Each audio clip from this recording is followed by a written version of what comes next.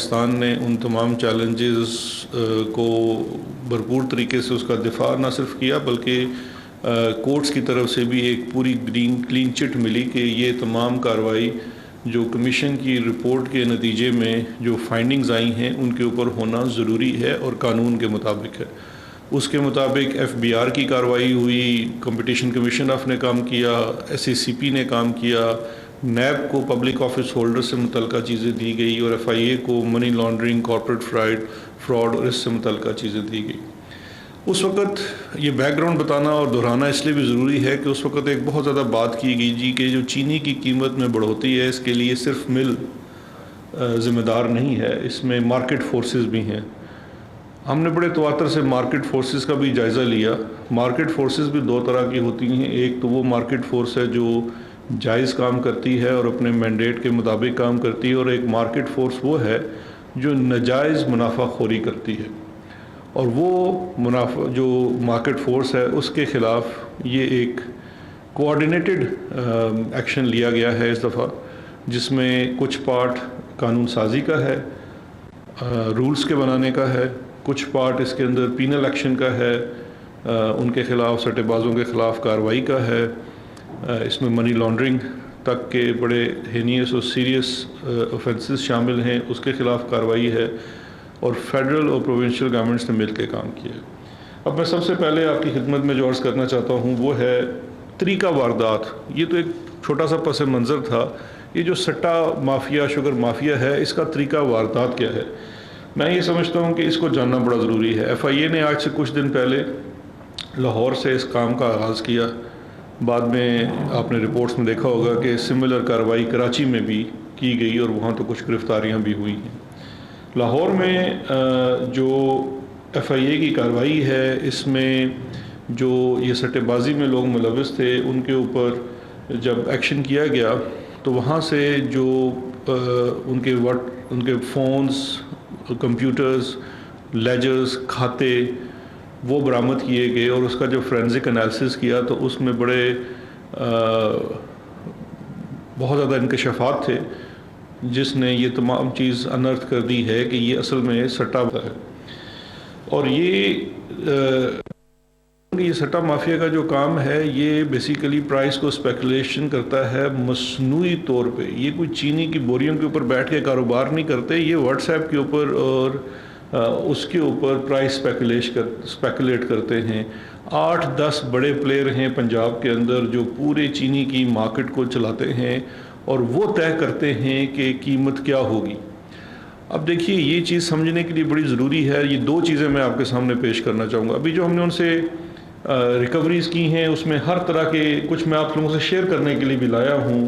یہ ان کی باقاعدہ پوری ڈائریکٹری ہے جس کے اندر انویسٹرز ہیں جو پیسہ انویسٹ کر رہے ہیں، ان کی ڈیٹیل ہے، جنہوں نے سٹے میں پیسے لگائے ہیں۔ یہ اتنا بڑا لیجر، یہ صرف ایک شوگر جو سٹا پلیئر ہے بڑا، اس کا ہے۔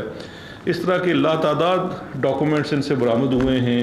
اگر آپ ان کی جو ٹیلی فونز کی ڈیٹیل دیکھیے تو جو ان کے کیش بوائے ہیں جو کیش کے اندر سارا کام کرتے ہیں، ان کی تمام ڈیٹیل اس کے اندر موجود ہے۔ لیجرز ہیں کہ کس کو کتنی قیمت پہ چینی اٹھائی اور بیچی گئی ہے، وہ ساری تفصیلیں موجود ہیں۔ اب دو چیزیں ہیں سمجھنے والی۔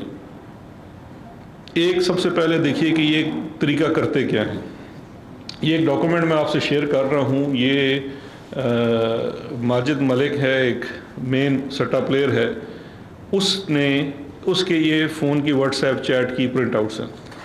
یہ بھی آپ کے پاس میں ڈاکومنٹ آپ کو دے رہا ہوں۔ اس میں اگر آپ دیکھ لیجئے تو یہ اس وقت یہ فروری اور مارچ کی چیٹ ہے۔ فروری اور مارچ کی چیٹ کے اندر وہ 8,000 8,500 سے جو 100 کلو چینی کا وہ ریٹ شروع ہوتا ہے، اور یہ اب اس کے اگر آپ دیکھتے جائیں تو اس کے اندر ہے، دیکھیے کہ 9195 کا ریٹ چل رہا ہے، پھر وہی بیٹھ کے ڈیٹ کے حساب سے وہ دیتا ہے کہ انہوں نے آلریڈی طے کیا ہوا ہے کہ اپریل کے مہینے میں جب ماہ رمضان ہونا ہے تو اس کا ریٹ میں آج بیٹھ کے یہ بتا رہا ہوں کہ آج اگر میں اس وقت 8800 روپے کی بیچ رہا ہوں بوری، تو میں آج یہ بتا رہا ہوں کہ بھئی اس کی قیمت ہوگی 9460 روپے اپریل کے شروع میں۔ پھر میں اس کے بعد آگے جاتا ہوں کہ آپ کو کب چاہیے، مارچ میں ہوگی تو 9250 روپے ہے. پھر میں آپ کو یہ 30 اپریل کا کنفرم 9500 9600. اب یہ ہے اسپیکولیشن کرنا. چینی کی قیمت، چینی کی پیداوار 3 سے 4 ماہ میں پوری ہو جاتی ہے. نومبر میں کرشنگ شروع ہوتی ہے، فروری مارچ میں جا کے کرشنگ ختم ہو جاتی ہے. جو ان پٹ ہے چینی کو بنانے کے لیے، اس کے اوپر جو خرچ آتا ہے وہ ایک دفعہ آپ کا 4 ماہ میں آ جاتا ہے. ایک پروڈکٹ تیار ہو گئی ہے، اس پروڈکٹ کی پرائس سٹیٹک رہنی چاہیے، ایک پرائس ہونی چاہیے. بہت زیادہ ویریشن آ سکتی ہے تو جو سٹاک کے اوپر خرچہ ہوتا ہے، یعنی کہ سٹوریج کے اوپر جو خرچہ ہونا ہے، اس کی وجہ سے کوئی 1-2 روپے کا فرق آنا چاہیے. یہ ایک ایسا پروڈکٹ ہے کہ جو ان لینڈ بنتا ہے، اس کی ان پٹ بھی سیم ہے لیکن اس کی پرائس فلکچویٹ ہوتی ہے. اچھا، پرائس فلکچویٹ کون کرتے ہیں؟ وہ یہ لوگ ہیں جو پرائس فلکچویٹ کرتے ہیں. اب سوال یہ پیدا ہوتا ہے کہ کیا وہ یہ پرائس اکیلے فلکچویٹ کر سکتے ہیں؟ اس کا جواب ہے نہیں. بڑی لاجیکل سی بات ہے کہ میں صرف سٹا اپنے آپ میں بیٹھ کے نہیں کھیل سکتا. کیا میرے پاس اتنا کیش ہے کہ میں نے چینی اٹھا کے رکھ لی ہے؟ کیا ملک میں اتنے بڑے چینی کے گوڈاؤنز کہیں پہ ہیں؟ نہیں ہیں. یہ وہ فارورڈ سیل ہے جو اب قانون اس کو منع بھی کرتا ہے. لیکن یہی سٹے باز جو ہے یہ اپریل کا ریٹ بھی نکال رہا ہے، مئی کا ریٹ بھی نکال رہا ہے، جون کا ریٹ بھی نکال رہا ہے. اس نے طے کیا ہوا ہے، یہ پہلے کریڈٹ لائن لے کے آتا ہے کہ میرے پاس اتنے 100 ٹن یا اتنے 1000 ٹن کی کریڈٹ لائن ہے جس کو آنر کیا جائے گا پیچھے جس مل سے میں اٹھا رہا ہوں، اور میں اس کے مطابق ریٹ بناؤں گا. تو اس کا مطلب یہ ہے کہ ہم سب ہاسٹیج ہیں 8-10 لوگوں کے. تو اس لیے ان کو بھی ایکسپوز کرنا بڑا ضروری ہے اور ان کے خلاف کارروائی کرنا بھی بڑا ضروری ہے. اب دیکھیے اس کے بعد جو دوسرا اہم اس کا حصہ ہے وہ ہے کہ، اور یہ سارے ثبوت میں آپ کو ساتھ دے رہا ہوں اس کے، جو ان کی چیزیں ان کی ریکوری ہوئی ہے. اچھا، دوسرا اس کا دیکھیں، یہ اب جو چینی کی پرائس ڈٹرمن کرنی ہے، چینی کی پرائس ڈٹرمن کبھی نہیں کی گئی. جب ہم کہتے ہیں کہ آپ ایکس مل کی پرائس مقرر کر دیں تو بہت زیادہ شور بھی مچایا جاتا ہے، بڑے ہیلے بہانے کیے جاتے ہیں کہ جی ایکس مل پرائس مقرر کرنا بڑا ایک مشکل کام ہے. لیکن کیا حیرت کی بات ہے کہ جب انہی لوگوں نے سبسڈی لینی ہوتی ہے تو اس کی بیسس ایکس مل پرائس بنتی ہے. وہ ایکس مل پرائس راتوں رات مقرر ہو جاتی ہے اور وہ ایکس مل پرائس ڈٹرمن کرنے کے لیے پورا تعاون بھی کیا جاتا ہے اور اسی کی بیسس کے اوپر سبسڈی دی جاتی ہے. لیکن عوام کو چینی کتنے کی بیچنی ہے اس کا مقرر کرنے کے لیے نہ ہی سپورٹ کی جاتی ہے بلکہ اس کے راہ میں رکاوٹ کی جاتی ہے. اصولی طور پہ تو سب کہتے ہیں جی کہ آپ ایکس مل کی پرائس مقرر کر دیں، اس میں کوئی بات نہیں، لیکن جب مقرر کرنے کی بات آتی ہے تو اس کی راہ میں رکاوٹ لگائی جاتی ہے. اب جو ایف آئی اے کی کارروائیاں ہیں میں اس کی تھوڑی سی ڈیٹیل آپ کو بتا دیتا ہوں کہ ابھی تک ان کے خلاف کیا ایکشن لیا جا چکا ہے. ہمارے پاس جو انفارمیشن تھی وہ یہ تھی کہ رمضان کے مہینے میں چینی کی پرائس میں بہت زیادہ اضافہ کرنے جا رہے تھے، اور یہ بالکل یہ جو واٹس ایپ کی چیٹس ہیں، یہ جو لیجرز ہیں سارے، یہ اس بات کا ثبوت ہیں کہ ہماری انفارمیشن بالکل درست تھی کہ اس وقت جو چینی کی قیمت تھی اس کو فروری اور مارچ کی قیمت سے 20-25 سے 30% اضافہ کیا جا رہا تھا رمضان کے مہینے میں، کیونکہ اس وقت چینی کی کھپت بھی عام صارف میں زیادہ ہوتی ہے. چینی کی جو پیداوار ہے اس کا تقریباً 60% وہ تو انڈسٹریز یوز میں چلا جاتا ہے، 35 سے 40% ہے جو آپ کی عام صارف جو ہے کسٹمر ہے وہ گھروں میں استعمال کرتا ہے یا کوئی مٹھائی وغیرہ میں استعمال ہوتا ہے. یہ اس کے اوپر ساری اسپیکولیشن کی جاتی ہے. اب جب ہمارے پاس یہ اطلاع تھی تو یہ ایکشن کرنا ناگزیر تھا. اگر ہم نہ کرتے تو ہم عوام کو اسی سٹا چینی مافیا کے رحم و کرم پہ چھوڑ دیتے رمضان کے لیے، کیونکہ جی وہ تو سو کالڈ مارکیٹ فورسز تھی جی، ان کو تو آپ نہ چھیڑیں جی، وہ تو بڑا اپنا لیجیٹمیٹ کاروبار کرتے ہیں. اچھا، اب اس کے اوپر جب کارروائی کی گئی ہے تو یہ ذرا یہ دیکھیے کہ ابھی تک جو ہمیں الیکٹرانک شواہد کی جانچ پڑتال سے 40 سے زائد سٹا مافیا کے جو سرغنہ کے 16 واٹس ایپ گروپس وہ سارے انرتھ کیے جا چکے ہیں. ان کو ان سب کا ڈیٹا اکٹھا کر لیا گیا ہے اور وہ بھی تفصیل میں آپ کو ان پیپرز میں دے رہا ہوں تمام ان گروپس کی. ان کے جو 40 سٹا باز تھے پنجاب میں جن کے اکاؤنٹس کو سرچ کیا گیا ہے، ان کے بینکنگ اکاؤنٹس کو، بیکاز یہ کروڑوں اربوں روپے کا کاروبار ہوتا ہے تو وہ بینکوں کے تھرو ہی ہوتا ہے. تو ان میں سے 464 ذاتی بینک اکاؤنٹس میں، کسی کمپنی کے نام پہ نہیں، ذاتی بینک اکاؤنٹس ہیں ان کے، اس میں 106 ارب روپے کی ٹرانزیکشنز ٹریس ہوئی ہیں. اور اس وقت جو وہاں پہ پیسے جو فریز کیے گئے ہیں اکاؤنٹس میں، وہ 32 کروڑ کے قریب کی جو رقم ہے وہ فریز کر دی گئی ہے ان اکاؤنٹس کے اندر ساری. سیکنڈلی جو ان کے انہی واٹس ایپ کے گروپ کے تھرو جو کچے کھاتے تھے، ان میں سے 392 خفیہ اور بے نامی اور تھرڈ پارٹی کے بینک اکاؤنٹس کا بھی پتہ چلا ہے. 464 وہ تھے جو اپنے ناموں پہ تھے، 392 جو ہیں وہ بے نامی اکاؤنٹس ہیں. یہ زیادہ تر ایسے اکاؤنٹس ہیں جو اپنے ہی ملازموں کے نام پہ، کوئی وہاں پہ دہاڑی دار ہے اس کا شناختی کارڈ لے لیا، کسی بینک والے کی ملی بھگت سے وہ اکاؤنٹ کھول لیا، وہ اکاؤنٹ صرف 3-4 ماہ چلایا گیا، کرنٹ اکاؤنٹ ہے، اس میں ٹرانزیکشن کر لی اور اس کے بعد اس اکاؤنٹ کو بند کر دیا گیا. اور یہ ساری جو ہے، یہ جتنی ٹرانزیکشن ہے، اگر یہ لیجٹیمیٹ بزنس ہے تو اس کے اوپر آپ کو ٹیکس دینا پڑتا ہے، سیلز ٹیکس ہوتا ہے. یہ سیلز ٹیکس کی بھی چوری ہے کہ جتنی اس کے اندر ٹرانزیکشنز ہو رہی ہیں. اور یہ سارے دیکھیں، جب ان کو مزے کی بات یہ ہے کہ اب یہ سارے ثبوت موجود ہیں. اب یہ ایک واٹس ایپ کا امیج ہے جس میں جب وہ کہتے ہیں کہ کہاں پیسے جمع کرانے، تو یہ شناختی کارڈ دیا جاتا ہے، ساتھ اکاؤنٹ نمبر دیا جاتا ہے. جمع کرانے کے بعد اس کی رسید کی واٹس ایپ کی فوٹو کاپی بھی کی جاتی ہے، اس کے اندر ساری وہ موجود ہے. اب جو لاسٹ میں 2 چیزیں اور ہیں جو اب یہ ایکشن کیا گیا، جو کیا گیا ہے. اب اس میں ایف آئی آرز بھی تقریباً میرے خیال 12 سے زائد ایف آئی اے جو ہے وہ رجسٹر کر چکی ہے. انویسٹیگیشن کا آغاز ہو گیا ہے. ان میں مختلف لوگوں کو بلایا بھی جا رہا ہے. اس میں کچھ اریسٹ بھی ہیں. یہی والا جو سسٹم ہے ایف آئی اے نے وہ کراچی میں بھی کیا ہے، وہاں بھی سٹے بازوں کو پکڑا ہے. ان کی بھی انویسٹیگیشن جاری ہے اور حکومت جو ہے وہ بھرپور کوشش کر رہی ہے کہ رمضان کے مہینے میں ان پرائسز کو قابو میں رکھا جا سکے. لیکن یہ صرف پینل ایکشنز کافی نہیں ہیں، اس کے لیے ایڈمنسٹریٹو اور لیجسلیٹو ایکشنز بڑے ضروری ہیں، اور وفاق اور صوبوں کا اس میں ہم آہنگی سے کام کرنا بڑا ضروری ہے. تو اس مد میں جو چیز کی گئی ہے وہ 3 بڑے اہم اقدام اٹھائے گئے ہیں جن کو سمجھنا ضروری ہے. اور میں سمجھتا ہوں کہ آنے والے دنوں میں ان کا چینی کی قیمتوں کے اوپر بھی ایک اثر ہوتا ہوا نظر آئے گا. سب سے پہلے پنجاب میں prevention of speculation in essential commodities کا ایک قانون بنایا گیا ہے، وہ 25 مارچ سے نافذ العمل ہے. اس کے تحت جو بیسک اسینشیل کموڈیٹیز ہیں ان کی قیمتوں میں اتار چڑھاؤ کرانا، اسپیکولیشن کرنا مصنوعی طریقے سے، اس کی ہولڈنگ کرنا، ذخیرہ اندوزی کرنا ایک جرم قرار دے دیا گیا.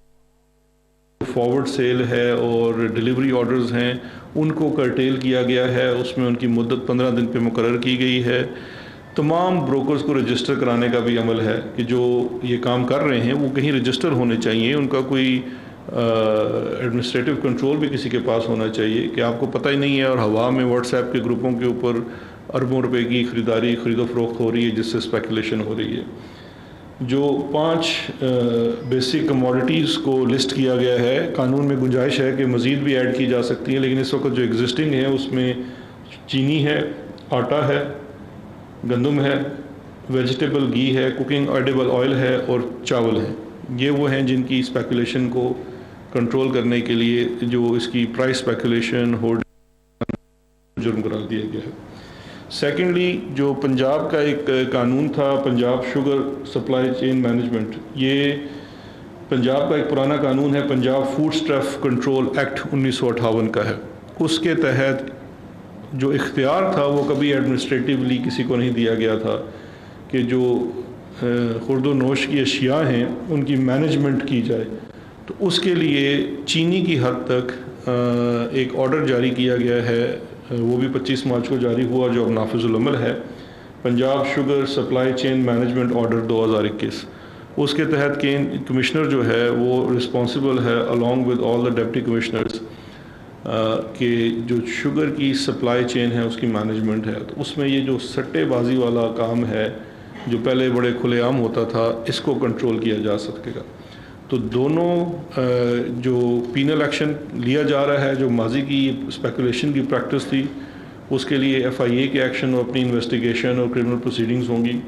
لیکن اس سارے کام کا عوام کو فوری ریلیف دلوانے کے لیے جو ایڈمنسٹریٹو ایکشن ہے اس کے لیے قانون سازی کر کے اکوپ کر دیا گیا ہے حکومتی مشینری کو کہ وہ اب اس کے اوپر اقدام کر سکے۔ آخر میں جو سب سے امپورٹنٹ چیز ہے، یہ ساری ایکسرسائز فیوٹائل ہو جائے گی اگر ہم ایکس مل پرائس ڈٹرمن نہیں کرتے۔ تو حکومت پاکستان نے، وفاقی حکومت نے ایکس مل پرائس مقرر کرنے کے پیرامیٹرز مقرر کر کے صوبائی حکومتوں کو ایک ڈائریکٹیو بھی جاری کر دیا ہے۔ اس کے اوپر صوبائی حکومتیں جو ہیں، جس طرح اسپیشلی پنجاب میں ایکس مل پرائس ڈٹرمن کر رہی ہے، وہ نوٹیفائڈ پرائس ہوگی ایکس مل، اور جب وہ نوٹیفائی ہو جاتی ہے تو اس کے بعد انتظامیہ کے لیے بھی نسبتاً نئی قانون سازی کے نتیجے میں آسان ہو جائے گا کہ وہ مینیج کر سکیں اس کی سپلائی کو مارکیٹ کے اندر، تاکہ کوئی شارٹیج پیدا نہ ہو اور رمضان سے پہلے ان بیسک کموڈیٹیز کی قیمتیں جو ہیں وہ کنٹرول میں رہیں۔ تو اب یہ وہ سارے ایڈمنسٹریٹو ایکشنز ہیں جس کے تحت چینی جو ہے وہ آسانی اور بہتر سے مل سکے گی، اور جہاں تک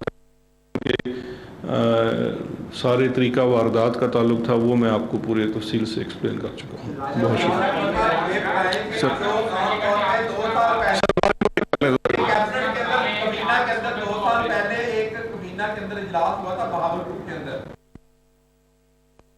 آرام سے سوال کر لیں یار، میں نہیں، میں مطلب آپ جی کے چھوٹے بھائی بھی موجود تھے، اور اس وقت جہانگیر خان ترین کی لائن فٹ تھی وزیر اعظم کے ساتھ، اور وہ ان کی رحم و کرم پہ وہاں پہ سبسڈی کی منظوری دی گئی تھی، اور جہانگیر خان ترین تھی وہ چینی خریدی گئی تھی۔ کیا آپ سمجھتے ہیں کہ یہ سٹے بعد جو تھرڈ پارٹی پہ آپ ایکشن لے رہے ہیں، جو مدر پارٹی ہے، ان کو کیوں چھوڑا جا رہا ہے؟ خسرو بختیار اور آٹا چینی میں وہی ملوث تھے، اور جہانگیر خان ترین وہ بھی اس میں ملوث تھے، ان کے خلاف کیا ایکشن کیا گیا ہے؟ دیکھیں، جو آپ کا سوال ہے اس میں کچھ چیزیں تو فیکچول ہیں، باقی تو جذباتی سی ہیں، تو میں فیکچول پہ آپ کو جواب دے دیتا ہوں۔ جو شوگر کمیشن کی جو یہ رپورٹ ہے اس کے اندر یہ جتنی چیزیں سامنے آئی ہیں جو آپ سوال فیکچول کر رہے ہیں، یہ اسی شوگر کمیشن رپورٹ کی ہی چیزیں آپ بیان کر رہے ہیں۔ اس کمیشن کی رپورٹ کے اندر ہی جو سبسڈی ہے، چاہے وہ ہمارے دور میں دی گئی تھی یا ماضی کے 4 سالوں کے میں دی گئی تھی، ان تمام کا احاطہ کیا گیا، اور اس میں باقاعدہ ڈٹرمن کر دیا گیا کہ کہاں کہاں رولز کی وائلیشن ہوئی۔ وہ رپورٹ جب سبمٹ ہوئی تو جو شوگر سبسڈی سے متعلقہ معاملہ تھا، جس میں تمام گروپس شامل ہیں، اس میں کچھ حکومتی لوگ بھی آتے ہیں، شوگر ایڈوائزری بورڈ آتا ہے، اس میں انڈسٹریز منسٹری آتی ہے، پھر پروونشل گورنمنٹس ہیں، وہ تمام چیزیں جو تھی وہ نیب کو تفویض کر دی گئی تھی کہ چونکہ اس میں پبلک آفس ہولڈر ہیں، مس یوز آف اتھارٹی کا عنصر ہو سکتا ہے کیونکہ وہ سبجیکٹ ٹو انویسٹیگیشن ہے، تو اس لیے وہ تمام جو کیسز تھے وہ نیب کو دے دیے گئے۔ نیب نے اس میں انکوائری اتھرائز کر کے، میرا خیال ہے شاید پنڈی ریجن میں عرفان منگی صاحب کو اس کے اوپر مقرر کیا، اور اس کی تفتیش وہ جاری ہے۔ وہ ہے سبسڈی سے متعلقہ معاملہ۔ جو چیزیں ایف آئی اے کو تفویض کی گئی تھی وہ تھی منی لانڈرنگ اور کارپوریٹ فراڈ سے متعلقہ چیزیں۔ وہ کوئی 4-5 کیسز تھے، جن میں سے میرا خیال ہے 3 یا 4 افراد یا 5 ہو چکی ہیں، اور ابھی 2 انکوائریز ابھی اور چل رہی ہیں۔ تو یہ وہ تو پینل ایکشن تھے، اور جو باقی ایڈمنسٹریٹو ایکشنز ہیں وہ میں نے آپ سے شیئر کر لی۔ سر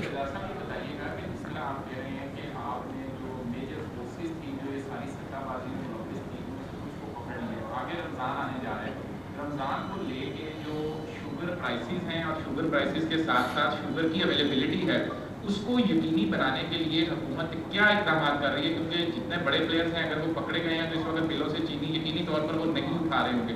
کیا حکومت خود اٹھا کے یہ سپلائی چین کو مینٹین کرے گی؟ اور دوسرا، آپ نے ایکس مل پرائس کی بات کی، اگر مقرر کرتے ہیں، پنجاب تو آپ کے پاس ہے، سندھ حکومت کوآپریٹ نہیں کر۔ دیکھیں، 2 چیزیں ہیں۔ ایک تو یہ ہے کہ جو آپ کہہ رہے ہیں کہ جو لوگوں کو پکڑا گیا ہے، دیکھیے وہ کوئی لیجیٹمیٹ وہ والے بروکرز نہیں تھے جو کہ مارکیٹ سے مل سے چینی لا کے مارکیٹ میں بیچتے تھے۔ یہ تو اسپیکولیٹرز ہیں جو واٹس ایپ کے اوپر بیٹھے۔ میں چونکہ ہمارے ملک میں فائلوں کا بہت کام ہوتا ہے، پلاٹوں کا، تو یہ بالکل ایسا ہی تھا کہ وہ اوپن فائلز تھی، اور ان کو آپ واٹس ایپ گروپ کے اوپر ہی آگے بیچے جا رہے تھے کہ آپ نے 100 روپے کی چیز لی، میں نے آپ کو 105 کی بیچ دی، آپ نے ان کو 110 کی۔ وہ چیز ادھر ہی پڑی ہوئی ہے, وہ کہیں نہیں جا رہی. وہ بکتی آخر جب ان بھائی صاحب کے پاس پہنچی تو 150 کی ہو چکی تھی, اور وہ ایک اسپیکولیٹو اس کے اوپر پرائس تھی. اس کا سپلائی سے کوئی تعلق نہیں ہے. لیکن سپلائی لائن کو انشور کرنے کے لیے اور اس پورے نظام کو کسی ایک قاعدے میں لانے کے لیے جو میں نے آپ سے شیئر کیا ہے Punjab sugar supply chain management order, یہ بڑا کارآمد ثابت ہوگا, کیونکہ اب یہ شوگر جو کین کمشنر ہے وہ اب ایکچولی شوگر کمشنر بن چکا ہے. اس نے پوری سپلائی چین مینج کرنی ہے. آلریڈی جو بروکرز ہیں انہوں نے رجسٹر کرانا شروع کر دیا ہے. کل کا شاید اس میں لیٹسٹ جو تھا وہ 100 سے زائد جو بڑے میجر بروکرز تھے وہ آلریڈی رجسٹر اس قانون کے تحت کین کمشنر سے کرا چکے ہیں, یعنی کہ انہوں نے اپنا بزنس رجسٹر کرا لیا ہے, ملوں کا سارا ہے. اس کے ساتھ ساتھ ہم ایک جو پورا ایک سسٹم تمام ملز کے اندر لگا رہے ہیں جس کے اندر یہ باقاعدہ ٹریک اینڈ ٹریس سسٹم اس کو کہتے ہیں. وہ بڑا state of the art international bidding کے بعد وہ لایا گیا ہے, اور وہ بھی انسٹال ہو جائے گا, رمضان کے بعد انسٹال ہوگا, اور اس سے بھی بڑی فعالیت اس کی آئے گی کہ پھر آف دا بک چینی بیچنا بڑا مشکل ہو جائے گی. لیکن سپلائی چین مینج کرنے کے لیے اور پرائسز کو انٹیکٹ رکھنے کے لیے ایک تو جو اب اکوپ کر دیا گیا ہے آپ کی حکومتی انتظامیہ کو کہ وہ چینی کی ترسیل میں معاونت کر سکتی ہے, اور اگر کوئی روکنا چاہے گا تو اس سے چینی لے بھی سکتی ہے.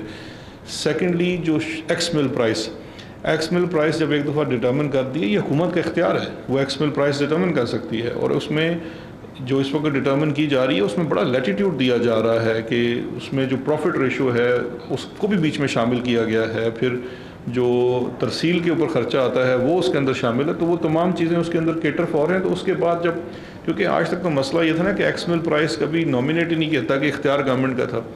جہاں تک سندھ کا تعلق رہ گیا ہے تو دیکھیے یہ ایک ایسی چیز ہے جس کے اوپر جو فیڈرل آپ کی لا منسٹری ان کو اوپینین موجود ہے, اور یہ آج کا نہیں ہے, یہ 2014 کا بھی ہے, 16 کا بھی ہے, اور ابھی ریسنٹ بھی ہم نے لا منسٹری سے اوپینین لیا ہے.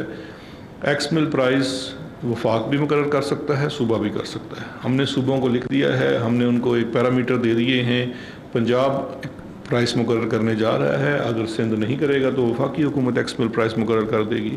تو اس کے بعد میرا خیال ہے کہ اگر کوئی حکومت نہیں کرے گی صوبائی تو ان کو اپنے لوگوں کو جواب دینا پڑے گا کہ وہ کس کے مفاد کے لیے کام کر رہے ہیں. کیا وہ شوگر مافیا کے مفاد کے لیے کام کر رہے ہیں یا عوام کے مفاد کے لیے کام کر رہے ہیں؟ سب جن کے پاس مائک باری باری کر لیں. شہزاد صاحب بڑے اچھے اسٹیپس ہیں یہ, کم از کم جو ہے وہ پورے لوگوں کے لیے جو ہے وہ بڑے اچھے اسٹیپس ہیں. سوال یہ ہے کہ عمومی ایک رائے ہے, خاص طور پر اپوزیشن بڑا شور میں چاہتی ہے کہ جس چیز پر ایکشن لے لیا جائے نا وہ اور اس کی پرائز جو ہے وہ پھر اوپر سے اوپر ہی جاتی ہے. کیا آپ کوئی پریڈکٹ کر سکتے ہیں کہ رمضان میں یا رمضان کے بعد 140 تو آپ نے بتایا کہ ان کا ارادہ تھا, ایک تو آپ کیا پریڈکٹ کر سکتے ہیں کہ کتنی کس کی پرائز جو ہے وہ ہوگی, نمبر 1, اور نمبر 2 آپ کے پاس سارا ریکارڈ ہے, سب سے بڑا مگرمچھ کون؟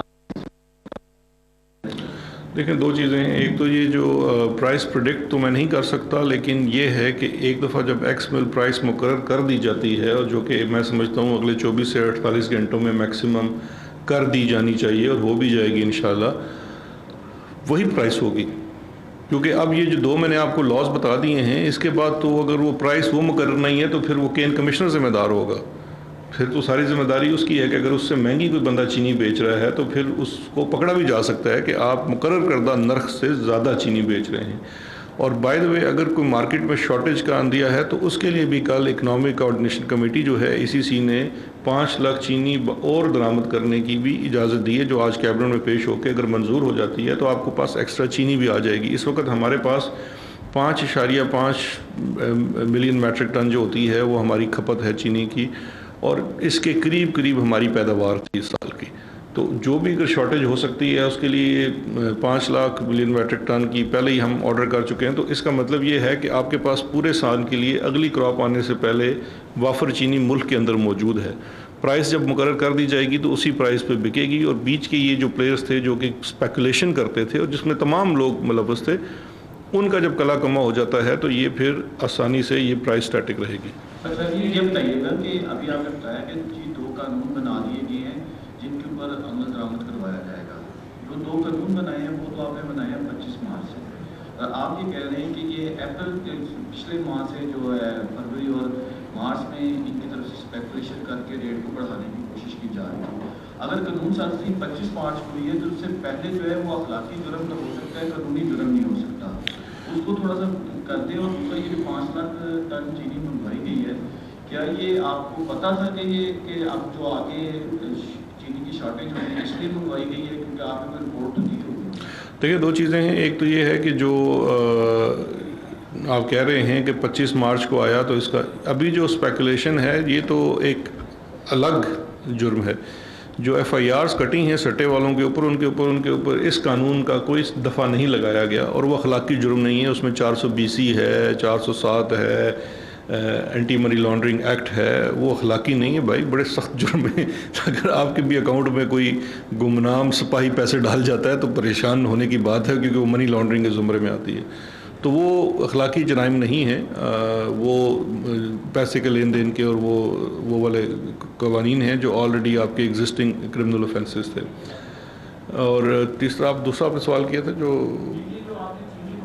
جی چینی منگوانے کا. دیکھیں چینی منگوانے کا اس لیے کہ چونکہ یہ ایک پروڈکشن ہوتی ہے جو کہ آپ کے صوبائی فوڈ کا محکمہ اور انڈسٹریز کا یہ پروڈکشن بیچتی ہے. ہماری ایک وفاق میں اس کے اوپر کوارڈینیشن ہوتی ہے تمام صوبوں کی, اور وہ پھر پیداوار کے مطابق دیکھتے ہیں اور ضرورت کے مطابق. تو یہ اس چیز کو مد نظر رکھتے ہوئے, کیونکہ کچھ تھوڑا سا ایک بڑا چھوٹا سا ڈفرنس ہے ہماری ڈیمانڈ کے اور پیداوار کے بیچ میں, اس کو کیٹرفا کرنے کے لیے کہیں مارکیٹ میں وہ چیز ختم نہ کرے.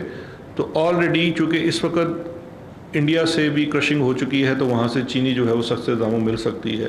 تو اس وقت اگر آپ کو کہیں سے سستے دام چینی مل رہی ہے جو کہ 20-25% پاکستان کی چینی سے سستی بھی ہے, تو اس کو درآمد کر لینا میرا خیال ہے اس وقت یہ ایک اچھا اکنامک فیصلہ ہوگا کہ کل اگر کرائسس پیدا ہے تو یہ مسئلہ نہ ہے. لیکن اگر آپ کے ملک میں چینی بچ بھی جاتی ہے تو ہمیشہ وہ آپ کا لیفٹ اوور سٹاک جو ہے وہ اگلے سال استعمال ہو جاتا ہے, اور آپ کچھ اسٹریٹجک ریزروز ڈیولپ کر لیتے ہیں. تو یہ ایک بہتر اس کا اثر ہوگا مارکیٹ پہ.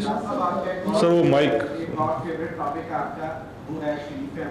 بتائیے گا کہ مریم نواز کے حوالے سے کچھ وفاقی جو مشیر اور وزیر ہیں وہ کہہ رہے ہیں کہ شاید وہ بھی اب خاموشی سے اپیل NRO کی کوشش کر رہی ہے, اور ڈاکٹر عدنان کی جو پاکستان آمد ہے وہ بھی ہماری نیا بیانیہ لے کر آئی ہے. جی وہ پتہ نہیں, میں آئی ہوپ کہ وہ غلط خبر تھی. کل رات کو سوشل میڈیا پہ گردش کر رہی تھی کہ ان کی بھی کوئی پلیٹلیٹس کم ہو گئی ہیں مریم صاحبہ کی. آئی تھنک وہ غلط خبر ہے یا کوئی فیک نیوز تھی.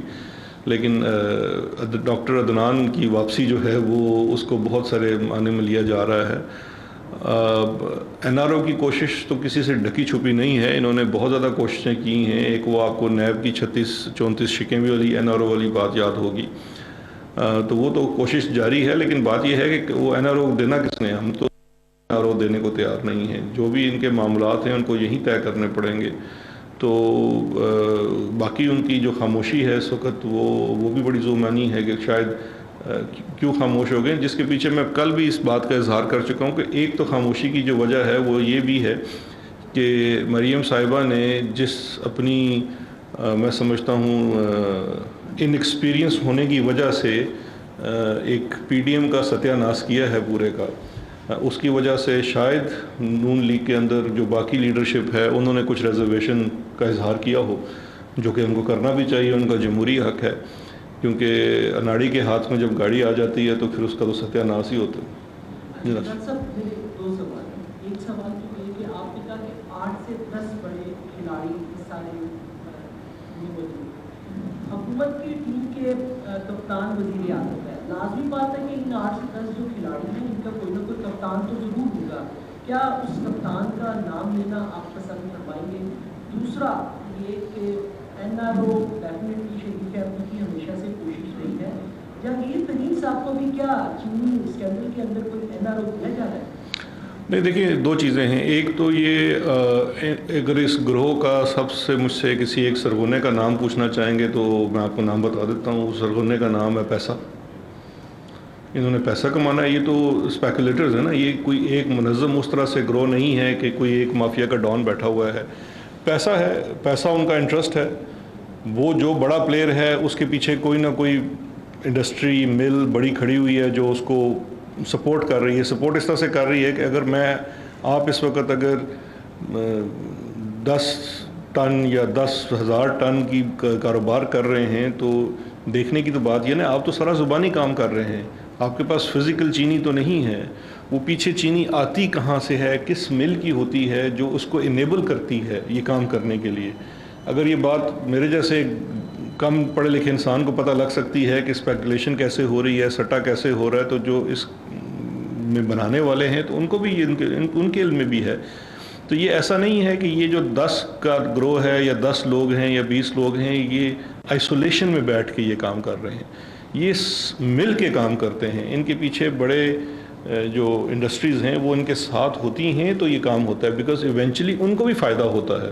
ان کو فائدہ اس لیے ہوتا ہے کہ انہوں نے تو چینی ایک قیمت میں بنا کے رکھ لی, اب جتنے عرصہ ان کے پاس پڑی رہتی ہے اور جس طرح آہستہ آہستہ وہ ریلیز کرتے ہیں وہ بھی اس بازار کی قیمت کے تحت ریلیز کرتے ہیں, جبکہ ان کی اپنی مینوفیکچرنگ کاسٹ تو بڑی تھوڑی ایک محدود سی ہوتی ہے. اب شوگر کمیشن میں ایک فگر تھا جو سب کو یاد رکھنا چاہیے کہ 5.5 ملین میٹرک ٹن آپ کی چینی ہے. 1 روپیہ چینی کی قیمت میں بڑھنے کا مطلب یہ ہے 5.5 ارب روپے کا منافع.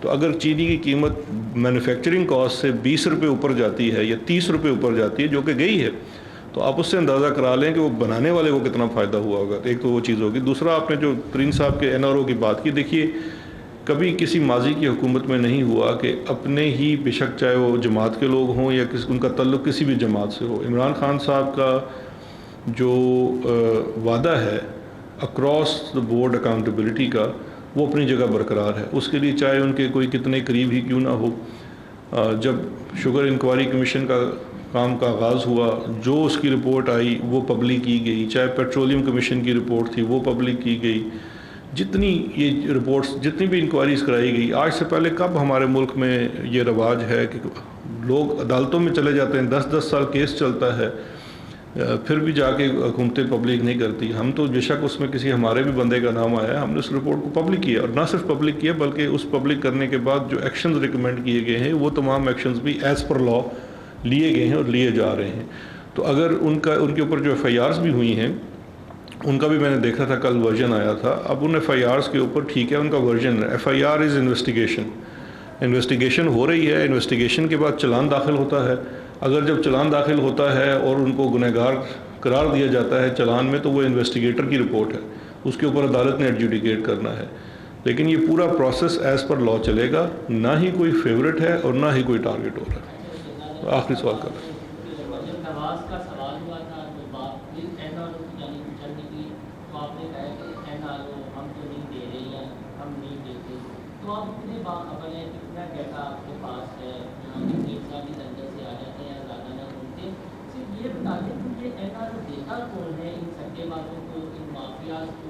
پاکستانی قوم کا پیسہ لوٹنے والوں کو آزادانہ ان کی ضمانتیں دی جاتی ہیں, عدالتوں کو تنیاں بھی لگاتی ہیں, تو آپ ادا تو ہیں تو بتا دیں کہ NRO دیتا کون ہے تاکہ بندہ کی پاکستان کی عوام کو سر دیکھیں NRO ان کو ملتا ہے آپ سے اور مجھ سے. آپ سے اور مجھ سے اس لیے ملتا ہے کہ ہمارا ٹرسٹ نظام کے اوپر بہت کمزور ہے, کیونکہ آخر میں اس نے گزرنا تو آپ کے عدالتی نظام سے ہے. اب کل ہی میں دیکھ رہا تھا سندھ کے ایک آنریبل جج صاحب کے اوپر جو انہوں نے بتایا ہے کہ ان کو کس قسم کی دھمکیاں دی جا رہی ہیں. یہ مافیا اتنا سٹرونگ ہو چکا ہے, یہ ججز کو, پروسیکیوٹرز کو, اداروں کو دھمکیاں دیتے ہیں. یہ جن صاحبہ کا آپ نام لے رہے تھے, کہ دنیا کے کسی ملک میں ہوتا ہے کہ آپ کو ایک تحقیقاتی ادارہ بلاتا ہے, طلب کرتا ہے, اور آپ 600 لوگوں کا جتھا لے کے وٹے لے کے وہاں پہنچ جاتے ہیں. یہاں سے NRO ملتا ہے جب آپ اور میں سوال نہیں اٹھاتے ہیں. کیونکہ دیکھیں آپ اور ہم شہری ہیں نا اس ملک کے, اس کانسٹیٹیوشن کو مانتے ہیں, تو جب آپ اس ملک کے کسی ادارے پہ حملہ کرتے ہیں تو پھر آپ اس کانسٹیٹیوشن کے خلاف جا رہے ہیں. آپ جب تحقیقاتی ادارہ ہے, اگر آپ کو اس سے کوئی بھی اعتراض ہے, تحقیق سے, اس کی کوئی تفتیش سے اعتراض ہے, تو آپ عدالت جائیں. پاکستان میں تو عدالتی نظام موجود ہے, وہ زیادہ فیور کرتا ہے ایکیوز پرسن کی, جو کہ قانون میں ہونا بھی چاہیے, تو اس کو وہاں جانا چاہیے. یہ تو پھر یہی ہو جائے گا کہ طاقتور کا انصاف ہوگا, غریب آدمی رگڑا جائے گا, طاقتور کا تو نہیں ہوگا. تو اپنے سارے ابہام نکال دیں, NRO آپ اور میں دیتے ہیں, اور کوئی نہیں دیتا. دو سوال ہیں چھوٹے چھوٹے. پہلا سوال یہ ہے کہ چینی کی آپ نے بات کی, مل مالکان نے تو عوام کی جیبوں میں ڈاکہ ڈال دیا, لیکن مل مالکان تو کسانوں کی جیبوں میں بھی ڈاکہ ڈال رہے ہیں. اس وقت 9 بڑی شوگر ملیں پنجاب کی, جس میں آپ کی طریقے کے ساتھ کے رہنما ہمایوں اختر, ہارون اختر اور خسرو مختار کے بھائی اور سلمان شہباز کی ملیں شامل ہیں. 10 ارب روپیہ انہوں نے اس سال کا کسانوں کا نہیں دیا. ان پر بھی مقدمات درج کروائیں گے یا نہیں کروائیں گے؟ دوسرا, आपने कहा कि जितनी भी रिपोर्ट्स हुई अभी तक कमीशन की वो पब्लिक की गई है, ब्रॉडशीट की रिपोर्ट कब पब्लिक करेंगे, और अगर उसमें एहतसाब के और दाखिला के किसी बंदे का नाम आता है तो इखलाकी तौर पर आज खुद वो स्टेप डाउन करेंगे अपने। मैं आपके दूसरे सवाल का जवाब पहले देना चाहूँगा। एक तो यह है कि आज ब्रॉडशीट की रिपोर्ट आ रही है और इस शहर में कुछ किसी को इसे कहना तो नहीं चाहिए, लेकिन यहाँ पे वो शहर के उस तरफ ना कुछ जाहिल से लोग रहते हैं। मैं उनको बारहा अर्ज़ कर चुका हूँ कि ब्रॉडशीट जब नैब के साथ मुआहदा हुआ तो मैं यूनिवर्सिटी में लॉ पढ़ रहा था। जिस वक्त वो मुआहदा तनसीख हुआ तो उस वक्त भी मैं कानून पढ़ रहा था। फिर तनसीख होने के बाद जितना अरसा मैं नैब में रहा, ब्रॉडशीट का कभी भी केस शुरू नहीं हुआ, और मैं जब नैब से रिज़ाइन करके चला गया उसके 6 माह बाद ब्रॉडशीट की पहली आर्बिट्रेशन शुरू हुई थी। तो पहली तो ये चीज़ वाज़े कर लें कि आपका जो है कि एहतसाब और दाखिला के किसी बंदे को अलग हो जाना चाहिए, तो आई वुड से कि ट्राई अगेन। अभी इस मामले से तो मेरा कोई ताल्लुक नहीं है। ब्रॉडशीट की जो कमीशन की रिपोर्ट है वो आज कैबिनेट में पेश की जा रही है। ये फेडरल गवर्नमेंट ने कैबिनेट ने बनाई थी, उसके सामने पेश की जानी है। अगर आज कैबिनेट इसके ऊपर डिसाइड करेगी कि इसको पब्लिक किया जाना है तो आज भी पब्लिक हो सकती है, या जब भी वो डिसाइड करेगी। ये स्वाबदीद वफाकी हुकूमत की है। दूसरा जो आपका था शुगर मिलों वाला और वो डाका मारने वाला, उसको जी किसानों वाला, ये बड़ा इंपॉर्टेंट पॉइंट है जी। देखें, दो चीज़ें हैं। जब ये शुगर कमीशन की रिपोर्ट आई तो उस वक्त आप जानते हैं कि कितना ज़्यादा बैकलॉग था। वो केन कमिश्नर को ऑथराइज़ किया गया, तमाम किसानों की पेमेंट्स उनको वापस क्लियर किया गया, पिछला सारा बैकलॉग क्लियर किया गया। इस साल का भी जो इस वक्त पेमेंट्स बाकी हैं वो भी केन कमिश्नर को already chief minister Punjab instructions जारी कर चुके हैं कि सख्ती से निपटा जाए। जिन लोगों के भी नहीं हैं उनको एक मौका दिया जाए, और अगर वो विद इन डेज़ किसानों की अदायगियाँ नहीं करते हैं तो तैयार होगी, चाहे उसका ताल्लुक इंसाफ की जमात से हो या नून से हो या पीपी से हो, कोई फ़र्क नहीं पड़ता।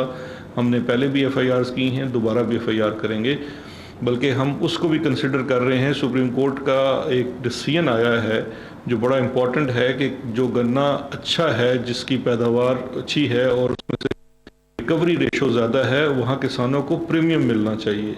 तो उसके ऊपर भी ऑलरेडी मेरे नॉलेज में है कि ये प्रोविंशियल गवर्नमेंट का चूँकि सब्जेक्ट है तो वो ऑलरेडी इसके ऊपर डिलिब्रेशंस कर रहे हैं, और मिलों के अंदर शायद लैब्स कायम की जाएंगी ताकि वो सुक्रोज कंटेंट के मुताबिक उनकी अदायगियाँ की जा सके। तो ये भी पाइपलाइन में है जी। आखिरी सवाल